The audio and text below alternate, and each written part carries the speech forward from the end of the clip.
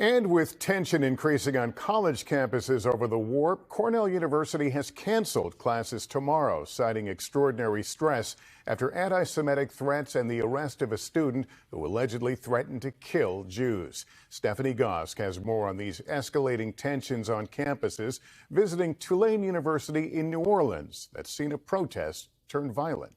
At Tulane University's campus in New Orleans today, Jewish students organized a unity rally.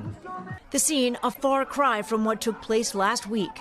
Just off campus, a clash between pro-Israel students and a pro-Palestinian group. It was terrifying. Second-year law student Ryan Zamos is Jewish. He shot the video. An Israeli flag was being burned, and a brave Tulane student attempted to grab the flag before a fight broke out. A Tulane student was injured in the brawl. 3 others who don't attend the university were arrested. The violence that occurred outside our campus was horrific, and we condemned it.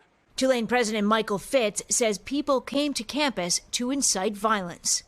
Is it possible to have a fair-minded debate on this war that doesn't descend into hate speech and threats or violence? The promise of a university is exactly that, to engage in those conversations. That's what we're about, mutual respect. It's our hope that, we can kind of help foster that kind of meaningful, productive dialogue, because otherwise it's just chaos. Hannah Leviton and Gabby Liebeler work for Tulane's independent paper, The Hullabaloo. I think that the outbursts of violence in last week's rallies were definitely shocking. Is it fair to say that some students are scared right now? Absolutely.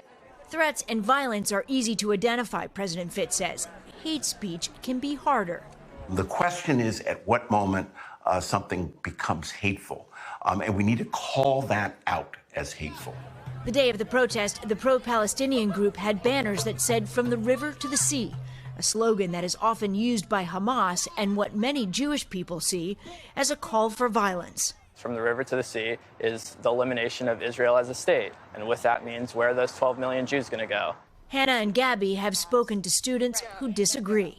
I believe that they interpret it as a call for Palestinian liberation, but I think the most important thing is that it has the potential to feel like hate speech to others. And I think that you really have to balance those two perspectives, but we're not making room for both sides.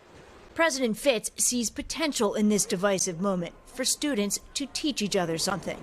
We've got to keep students safe, and they will remember what they learned from it and what they learned about their ability to come together as part of it. The hope is that empathy and understanding will overcome the hate. Stephanie Gosk, NBC News, New Orleans. Thanks for watching. Stay updated about breaking news and top stories on the NBC News app or follow us on social media.